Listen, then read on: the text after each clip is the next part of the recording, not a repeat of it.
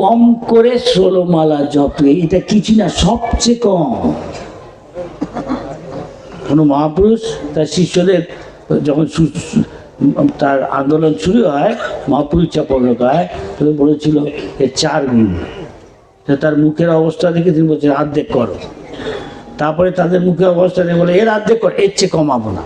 কিন্তু বাকি সময়টা ভগবান তোমার সেবা নেবে কি না নিয়ে তুমি জানো?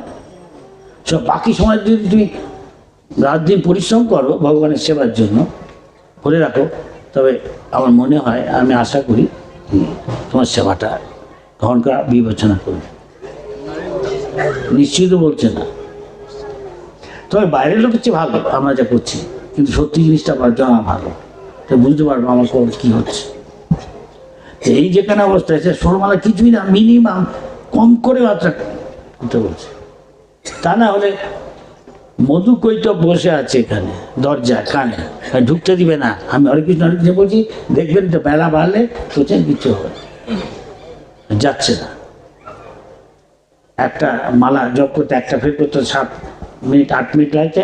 আগে হয়তো খুব ভোরবেলা উঠলে যদি ভালো ফ্রেশ থাকবে হয়তো 5-6 মিনিটে হয়ে যেতে পারে। হ্যাঁ কি না? পার্থক্য হচ্ছে না? তার কারণ তখন ওটা শতগুণ ব্রহ্ম মুহূর্ত, ব্রহ্ম ভগবানের সঙ্গে যোগ করার সময়।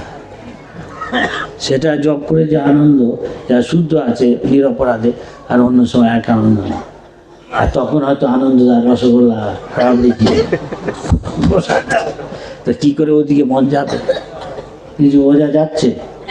মালুম পাওয়া যাচ্ছে? কত ধানে কত চাল, এর চেয়ে বেশি বলছি না এখন।